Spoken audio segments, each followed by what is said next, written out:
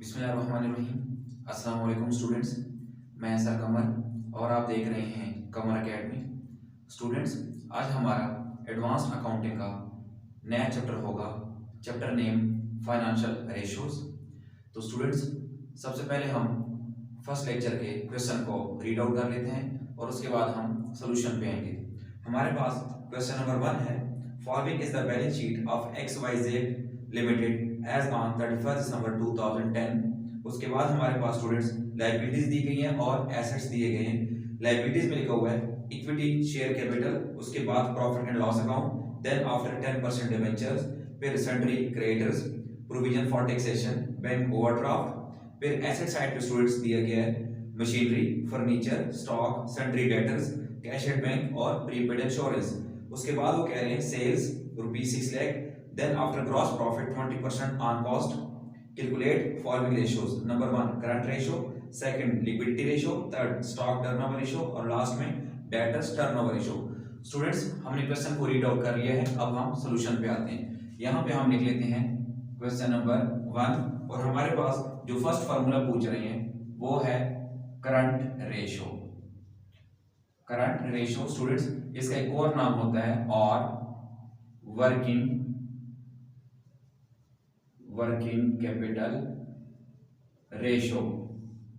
Current ratio या working capital ratio दोनों same एक ही फार्मूला है। स्टूडेंट्स, करंट रेशियो का जो फार्मूला होता है वो होता है current assets divided by current liabilities.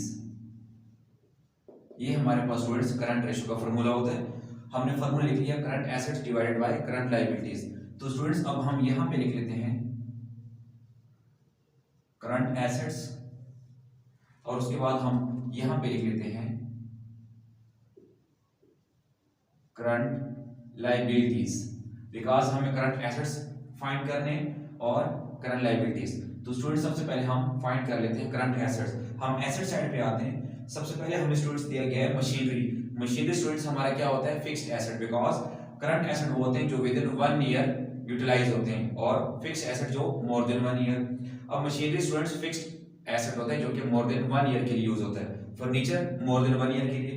उसके बाद स्टूडेंट्स स्टॉक है, ये हमारे लिए कौन सा है, क्लोजिंग स्टॉक है, या सिर्फ स्टॉक लिख लें या क्लोजिंग स्टॉक, बात एक ही है। और ये स्टूडेंट्स आपके लिए क्या होता है, ये आपका करंट एसेट होता है। जो स्टॉक होता है क्लोजिंग स्टॉक वो आपके लिए अगले साल के लिए क्या बनता है, ओपनिंग स्टॉक। और यहाँ पे सिर्फ स्टॉक गिवन है तो इट्स मीन आप इसको क्या एज्यूम करेंगे कि ये क्लोजिंग स्टॉक है। और क्लोजिंग स्टॉक आपके लिए क्या होता है, करंट एसेट जो कि विद इन 1 ईयर यूटिलाइज होता है, इसलिए हमने करंट एसेट में इसको लिख लिया। Then after students sundry debtors.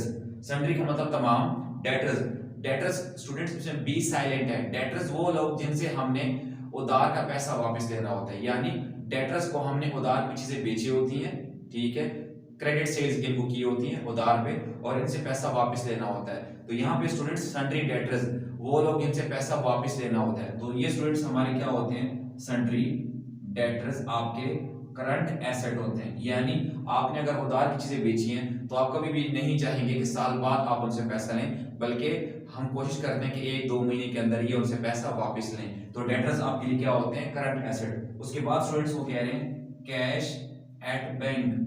तो स्टूडेंट्स, जो कैश एट बैंक होता है ये भी हमारे लिए क्या होता है, करंट एसेट, यानी हमारे बैंक में पैसा पड़ा हुआ है तो हम कभी भी विड्रॉ कर सकते हैं। उसके बाद स्टूडेंट्स प्रीपेड इंश्योरेंस, ये भी स्टूडेंट्स हमारे लिए क्या होता है, प्रीपेड इंश्योरेंस 7,200 रुपया। ये भी स्टूडेंट्स हमारे लिए करंट एसेट होता है। याद रखिए स्टूडेंट्स, प्रीपेड का मतलब आपने किसी को एडवांस में पैसा दिया हुआ है, वो इंश्योरेंस हो या सैलरी हो या कुछ भी हो, वेजेस वगैरह। अगर आपने प्रीपेड का नाम आ गया या एडवांस, इट्स मीन आपने किसी को पैसा दिया एडवांस में, आपने वापस भी लेना होता है। तो ये भी आप विद इन 1 ईयर आप उनसे वापस लेते हैं। तो स्टूडेंट्स, हमारे पास करंट एसेट सिर्फ ये 4 थे। अब इनको हम क्या कर देंगे, इनको हम ऐड कर लेंगे। तो स्टूडेंट्स, हमारे पास इनको ऐड करने के बाद जो वैल्यू आ जाएगी वो आ जाएगी 2,40,000। तो इट्स मीन स्टूडेंट्स, हमारे पास जो टोटल करंट एसेट आ गए वो आ गए 2,40,000। यहाँ पे लिख लेंगे फार्मूले में। अब स्टूडेंट्स, हमें क्या चाहिए, करंट लायबिलिटीज। जिस तरह current asset within 1 year utilise होते हैं, सेम करंट लायबिलिटी स्टूडेंट्स हमें विद इन 1 ईयर पे करने पड़ते हैं जिन लोगों को हमने पैसा देना होता है, जो हमारी जिम्मेदारी होती है। और फिक्स लाइबिलिटी या लॉन्ग टर्म लाइबिलिटी स्टूडेंट्स जो मोर देन 1 ईयर के लिए होती है। अब लाइबिलिटी वाले साइड पे आते हैं students. Number 1 equity share capital. Students ये जो कैपिटल होता है या इक्विटी शेयर कैपिटल, ये जिन शेयर होल्डर ने पैसा इन्वेस्ट किया होता है कारोबार में, तो ये कंपनी के लिए फिक्स्ड या लॉन्ग टर्म लायबिलिटी होती है। यानी जिन लोगों ने पैसा इन्वेस्ट किया होता है वो कभी भी 5-6 महीने के लिए इन्वेस्ट नहीं करते, बल्कि साल से ज्यादा के लिए ही पैसा इन्वेस्ट करते हैं। तो स्टूडेंट्स आपको पता ही है, अकाउंटिंग जब हम पढ़ते हैं कारोबार के लिहाज से पढ़ते हैं, बिजनेस के लिहाज से, तो जब कंपनी में पैसा हम इन्वेस्ट करते हैं या किसी बिजनेस में, तो हम 1 साल से ज्यादा के लिए इन्वेस्ट करते हैं। अब वो पैसा हमारे लिए एसेट होता है, लेकिन अकाउंटिंग हम किसके लिहाज से पढ़ते हैं? बिजनेस के लिहाज से। तो वो जो पैसा इन्वेस्ट किया होता है वो कंपनी के लिए क्या होता है? लायबिलिटी। तो शेयर कैपिटल ये कंपनी के लिए फिक्स्ड या लॉन्ग टर्म लायबिलिटी है, तो ये करंट में नहीं आएगा। उसके बाद students profit and loss account, ये जो कंपनी का students profit and loss account होता है, ये इसमें जो पैसा होता है ये कंपनी के शेयर होल्डर्स का होता है, लेकिन हम किसके लिहाज से बना रहे हैं? कंपनी के लिहाज से। तो कंपनी के लिए ये लायबिलिटी होती है, लेकिन इसकी हिफाजत करनी होती है या डिस्ट्रीब्यूट करना होता है, लेकिन ये स्टूडेंट्स कंपनी की जो लायबिलिटी होती है ये लॉन्ग टर्म या फिक्स लायबिलिटी ही होती है, ये करंट लायबिलिटी नहीं होती। यानी बार बार 1 साल के अंदर प्रॉफिट डिस्ट्रीब्यूट नहीं करना होता है, बल्कि ईयरली होता है मोस्टली। उसके बाद स्टूडेंट्स 10% डिबेंचर, ये भी स्टूडेंट्स कंपनी की लॉन्ग टर्म लायबिलिटी होती है मोर देन 1 ईयर के लिए। यानी डिबेंचर का मतलब होता है कि हम लोगों से पैसा लेते हैं और उनको उसके बदले डिबेंचर सर्टिफिकेट होते हैं वो इशू करते हैं। तो ये कंपनी मोस्टली स्टूडेंट्स 1 ईयर से ज्यादा के लिए ही इशू करती है, यानी उनसे पैसा लेके उनको सर्टिफिकेट देती है। तो ये कंपनी की जिम्मेदारी होती है, लेकिन मोर देन 1 ईयर के लिए। स्टूडेंट्स इसको भी इग्नोर कर देंगे। Then after students sundry creditors, वो लोग जिनको उधार का पैसा वापस देना होता है। जिस तरह स्टूडेंट्स सन्ड्री डेटर्स, जिनको उधार की चीजें बेची होती हैं उनसे लेना होता है, वो हमारा करंट एसेट होता है। इसी तरह क्रेडिटर्स, जिनको पैसा देना होता है उनसे उधार की चीजें खरीदी होती हैं। तो स्टूडेंट्स जो क्रेडिटर्स होते हैं, सन्ड्री क्रेडिटर्स, वो आपके लिए करंट लायबिलिटी होते हैं, वो आपने विद इन 1 ईयर उनको पेमेंट करनी होती है। Then after students provision for tax, जो हमने ये कंपनी ने टैक्स पे करना है, वो कंपनी के लिए क्या होती है? प्रोविजन फॉर टैक्सेशन या टैक्स। ये भी कंपनी के लिए स्टूडेंट्स क्या होती है? करंट लायबिलिटी, जो कि टैक्स आप डेली पे या मंथली पे करते रहते हैं। Then after students bank overdraft, ये भी कंपनी के लिए करंट लायबिलिटी होती है, यानी बैंक से हमने एज अ लोन कुछ पैसा लिया होता है बैंक ओवरड्राफ्ट की सूरत में, तो ये हमें विद इन 1 ईयर ही पे करना पड़ता है स्टूडेंट्स। तो ये 3 हमारे पास करंट लायबिलिटीज थी। अब इन तीनों को स्टूडेंट्स हम ऐड कर देंगे, तो ऑलमोस्ट ये अमाउंट भी कितनी आ जाएगी? 2,40,000। इट्स मीन स्टूडेंट्स हमारे पास टोटल जो करंट लायबिलिटीज हैं वो 2,40,000 ही है। तो स्टूडेंट्स लाजमी नहीं है कि करंट एसेट और करंट लायबिलिटी का जो वैल्यूज हैं वो सेम आए। तो बहरहाल यहाँ पे स्टूडेंट्स हमने इनको डिवाइड किया तो हमारे पास क्या आंसर आ जाएगा? 1। तो स्टूडेंट्स ये हमारे पास रेशो है, तो मोस्टली जो फॉर्मूले रेशो वाले होंगे उनके आगे क्या लिख लेंगे आप? रेशो 1 लिख लेंगे। यानी यहाँ चूंकि डिवाइड किया तो 1 ही आया। अगर सपोज यहाँ पे हम डिवाइड करते हैं और 4 आ जाता तो 4 रेशो 1 लिखते। अगर हमारा आंसर 8 आ जाता तो 8 रेशो 1 लिख लेते। यानी नीचे वाली चीज हमेशा 1 होती है, इसलिए हमने रेशो 1 लिखा है। ठीक है, होप सो आपको अभी तक समझ आ गई होगी। नेक्स्ट स्टूडेंट्स हमारे पास फॉर्मूला है लिक्विडिटी रेशो। यहां हम लिख रहे हैं सेकंड लिक्विडिटी रेशो। स्टूडेंट्स इसके 2 नाम और होते हैं, इसको हम क्विक रेशो भी कहते हैं और एसेट टेस्ट रेशो भी कहते हैं। स्टूडेंट्स ये तीनों नाम एक ही हैं, यानी एक ही फॉर्मूला होता है। स्टूडेंट्स इसका जो फॉर्मूला होता है वो होता है liquid assets divided by current liabilities. ये हमारे पास लिक्विडिटी रेशो का फॉर्मूला होता है। अब स्टूडेंट्स फॉर्मूले के मुताबिक करंट लायबिलिटीज हम ऑलरेडी फाइंड कर चुके हैं एक दफा, तो बार बार फाइंड करने की जरूरत नहीं है, बल्कि ऊपर से वैल्यू यहाँ पे लिख लीजिएगा। हमने करंट लायबिलिटी स्टूडेंट्स वैल्यू लिख ली है। अब हमें क्या चाहिए? Liquid assets. Students liquid assets वो एसेट होते हैं जिनको हम इजीली कैश फॉर्म में कन्वर्ट कर सकते हैं, जिस तरह गोल्ड वगैरह हो गया, ठीक है, या डेटर जिनसे पैसा लेना होता है। तो बहरहाल स्टूडेंट्स लिक्विड एसेट को फाइंड करने के लिए ये फार्मूला होता है। आप लिख लेंगे liquid assets equal to CA। CA means current assets. Students current assets, liquid asset find करने का तरीका ये है current assets minus closing stock plus prepaid expenses. यानी स्टूडेंट्स करंट एसेट्स में से 2 चीजें आप माइनस कर दें, क्लोजिंग स्टॉक और प्रीपेड एक्सपेंसेस। जो बाकी जितने भी एसेट होते हैं वो आपके लिक्विड एसेट्स होते हैं। अब स्टूडेंट्स यहाँ पे करंट एसेट्स हमारे पास टोटल वैल्यू कितनी है, 2,40,000 है, माइनस क्लोजिंग स्टॉक या स्टॉक स्टूडेंट्स, ये जो करंट एसेट का स्टॉक होता है यही स्टॉक, या क्लोजिंग स्टॉक लिख लेंगे या स्टॉक, बात तो एक ही है, यही स्टॉक जो करंट एसेट वाला होता है यानी क्लोजिंग स्टॉक वो लिख लेंगे, प्लस स्टूडेंट्स यहाँ पे लिखा प्रीपेड एक्सपेंस और ये लिखा प्रीपेड इंश्योरेंस। तो स्टूडेंट्स जो भी एक्सपेंस हो, वो इंश्योरेंस हो या वेजेस हो, लेकिन प्रीपेड वाला हो तो वो यहीं पे आता है। अब स्टूडेंट्स यहाँ मैंने कहा प्रीपेड एक्सपेंस, लेकिन यहाँ पे गिवन क्या है, प्रीपेड इंश्योरेंस, तो आप लोग क्या लिख लेंगे, प्रीपेड इंश्योरेंस के नाम से लिख लेंगे, जो प्रीपेड एक्सपेंस गिवन होगा वो वाला लिख लेंगे। होप सो स्टूडेंट्स आप लोगों को समझ आ रही होगी। अब यहाँ लिख लेंगे 2,40,000 माइनस, स्टूडेंट्स इन दोनों को पहले क्या कर लेते हैं, हम ऐड कर लेते हैं, दोनों को ऐड करने के बाद ये वैल्यू आ गई। अब स्टूडेंट्स क्या करेंगे, करंट एसेट्स में से ये हम माइनस कर देंगे, तो हमारे पास जो लिक्विड एसेट्स आ गए वो आ गए 1,12,800, जो कि हम स्टूडेंट्स यहाँ लिख लेंगे। अब इनको हम आपस में डिवाइड कर लेते हैं, तो स्टूडेंट्स इनको डिवाइड करने के बाद हमारे पास जो आंसर आया वो 0.47 डिवाइड करने के बाद। लेकिन जिस तरह मैंने बताया स्टूडेंट्स कि जो मोस्टली रेशियो फार्मूले होते हैं उसमें ये क्या लिखते हैं साथ, रेशियो 1, तो 0.47 रेशियो 1, ठीक है। अब नेक्स्ट स्टूडेंट्स हमारे पास थर्ड फार्मूला है स्टॉक टर्नओवर रेशियो, यहां पे हम लिख देते हैं स्टॉक टर्न ओवर रेशियो। याद रखिएगा स्टूडेंट्स, स्टॉक का एक और नाम होता है इन्वेंट्री, ठीक है, स्टॉक का एक और नाम क्या होता है, इन्वेंट्री। तो ये आपको इस तरह भी क्वेश्चन में आ सकता है कि इन्वेंट्री टर्नओवर रेशियो, तो आप लोगों ने परेशान नहीं होना, इट्स मीन ये स्टॉक टर्नओवर रेशियो ही होगा।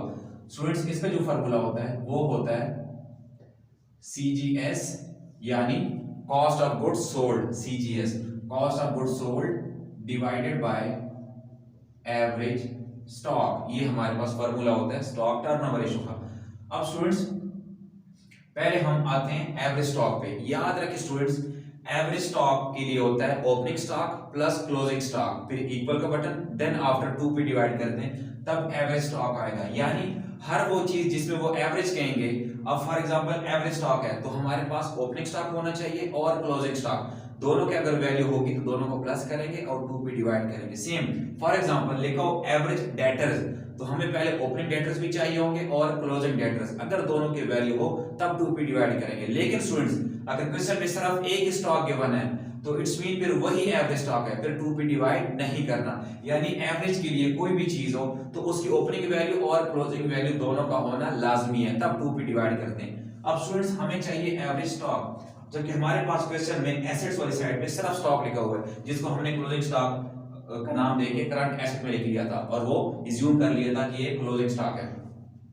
अब स्टूडेंट्स ये सिर्फ स्टॉक ए की वैल्यू गिवन है, जबकि हमें एवरेज स्टॉक के लिए चाहिए formula opening stock plus closing stock, लेकिन यहाँ पे सिर्फ एक स्टॉक गिवन है तो हम अज्यूम करते हैं कि जो स्टॉक गिवन है यही आपके पास एवरेज स्टॉक है।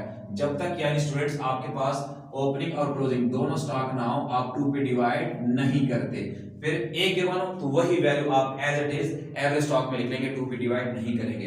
अब स्टूडेंट्स हमें क्या चाहिए, CGS cost of goods sold. तो स्टूडेंट्स CGS फाइंड करने के लिए आपके पास क्या होता है, सेल्स माइनस GP यानी कि ग्रॉस प्रॉफिट, ये फार्मूला होता है CGS का। अब स्टूडेंट्स हमारे पास सेल्स कितनी गिवन है, 6 लाख, यहां हम लिख लेंगे 6 लाख माइनस स्टूडेंट्स को क्या कह रहे हैं, GP कह रहे हैं ग्रॉस प्रॉफिट 20% ऑन कॉस्ट, तो यहां लिख लेंगे gross profit equal to 20% on cost. Students on cost से आप परेशान नहीं होना कि कॉस्ट का मतलब कि कॉस्ट ऑफ गुड्स सोल्ड पे नहीं, वो ग्रॉस प्रॉफिट 20% सेल्स पे ही है, लेकिन ऑन कॉस्ट यानी 100% कॉस्ट है और 20% प्रॉफिट है। इन शॉर्ट स्टूडेंट्स जब भी क्वेश्चन में अगर कॉस्ट का लफ्ज आ जाए तो लेना तो परसेंटेज सेल्स पे ही है, यानी सेल्स कितनी है 6 लाख है मल्टीप्लाई 20, यानी ग्रॉस प्रॉफिट की अगर परसेंटेज दी होगी तो वो परसेंटेज लेनी सेल्स पे ही है। लेकिन जब भी कॉस्ट का लफ्ज आ जाए तो शॉर्टकट ट्रिक है कि जितनी परसेंटेज होगी जब कॉस्ट का लफ्ज आएगा तो 100 में ऐड करके फिर डिवाइड करना है, यानी 20% है तो 20 और 120 पे डिवाइड कर देंगे। तो ये स्टूडेंट्स हमारे पास जो वैल्यू आ जाएगी ये आ जाएगी 1 लाख ग्रॉस प्रॉफिट की अमाउंट। तो यहाँ पे 1 लाख क्या कर देंगे स्टूडेंट्स, माइनस कर देंगे, तो 6 लाख में से माइनस करेंगे 1 लाख, तो CGS कितना आ जाएगा 5 लाख, जो कि स्टूडेंट्स हम यहां लिख लेंगे CGS की वैल्यू में। अब क्या कर देंगे स्टूडेंट्स, हम डिवाइड कर देंगे इसको, तो हमारे पास जो आंसर आया वो आया 4.17। अब याद रखिए स्टूडेंट्स, मैंने यहाँ पे रेशियो 1 नहीं लिखा बल्कि साथ क्या लिख दिया, टाइम्स। ठीक है, तो शॉर्ट का ट्रिक जो है स्टूडेंट्स, यहाँ पे जिस तरह मैंने कहा कि रेशियो है तो रेशियो 1 लिखा, लेकिन स्टूडेंट्स जिस फॉर्मूले में टर्नओवर आएगा आप लोगों ने उसके आंसर में रेशियो 1 की बजाय साथ क्या लिखना है, times. In short T for turnover, T for times, यानी 4.17 टाइम्स। और साथ स्टूडेंट्स फॉर एग्जांपल यहाँ पे लिखा होता 40% ऑन कॉस्ट, तो 40/140 करते। अगर कॉस्ट ना लिखा हो स्टूडेंट्स तो फिर सिंपल 20/100, 40/100, 10/100 करेंगे। नेक्स्ट हमारे पास स्टूडेंट्स फॉर्मूला लिखा हुआ है, फॉर्मूला नंबर 4 में debtors turnover ratio, debtors turnover ratio. Debtors वो लोग जिनसे पैसा लेना होता है स्टूडेंट्स, इसका फॉर्मूला हमारे पास होता है net credit sales divided by average debtors, net credit sales divided by average debtors. Same like student average stock की तरह, जब ओपनिंग स्टॉक क्लोजिंग स्टॉक होगा तब 2 पे डिवाइड करेंगे। सेम एवरेज डेटर्स के लिए ओपनिंग डेटर्स और क्लोजिंग डेटर्स दोनों होंगे तब दोनों को प्लस करेंगे और 2 पे डिवाइड करेंगे। लेकिन यहाँ स्टूडेंट्स सिर्फ एसेट्स में लिखा हुआ है सन्ड्री डेटर्स, ना ओपनिंग लिखा है ना क्लोजिंग, इट्स मीन यही आपके एवरेज डेटर्स हैं जो कि हम यहीं पे लिख लेंगे एवरेज डेटर्स में 90,000। अब स्टूडेंट्स हमें क्या चाहिए, नेट क्रेडिट सेल्स, क्योंकि स्टूडेंट्स डेटर्स वो लोग जिनको उधार चीजें सेल करते हैं, बेचते हैं, तो क्रेडिट सेल्स उधार की सेल्स, नेट का मतलब जो खालिस होती है, ठीक है, यानी जिनको सिर्फ हमने खालिस क्रेडिट सेल्स की होती हैं। अब यहाँ स्टूडेंट्स क्वेश्चन में जो फॉर्मेट है उसके नीचे लिखा हुआ सेल्स ₹6 लाख। अब ये 6 लाख की सेल्स है, यहाँ लिखा नहीं है ये कि कैश सेल्स है, ये नकद की सेल्स है या उधार की सेल्स है। तो स्टूडेंट्स जब मेंशन ना हो तो हम इज्यूम करते हैं कि यही जो हम सेल्स हैं ये कौन सी सेल्स हैं, क्रेडिट सेल्स भी हैं। अगर मेंशन ना हो कैश सेल्स या क्रेडिट सेल्स तो स्टूडेंट्स आपने इज्यूम करना होता है कि जो सेल्स गिवन है वही आपकी क्रेडिट सेल्स है। तो स्टूडेंट्स इनको डिवाइड करने के बाद इसका जो आंसर आया वो 6.67। और स्टूडेंट्स यहाँ पे भी क्या लिख लेंगे, टाइम्स, क्योंकि मैंने अभी बताया कि T for turnover, T for times, हर वो फॉर्मूला जिसमें टर्नओवर आएगा आपने इन शॉर्ट उसके आंसर के साथ रेशियो 1 की बजाय क्या लिखना है, टाइम्स। स्टूडेंट्स यहाँ तक हमारा फर्स्ट लेक्चर कंप्लीट हो गया है, उम्मीद करता हूँ आपको समझ आ गई होगी। इसके बावजूद भी अगर आपका कोई क्वेश्चन हो तो आप लोग कमेंट में पूछ सकते हैं।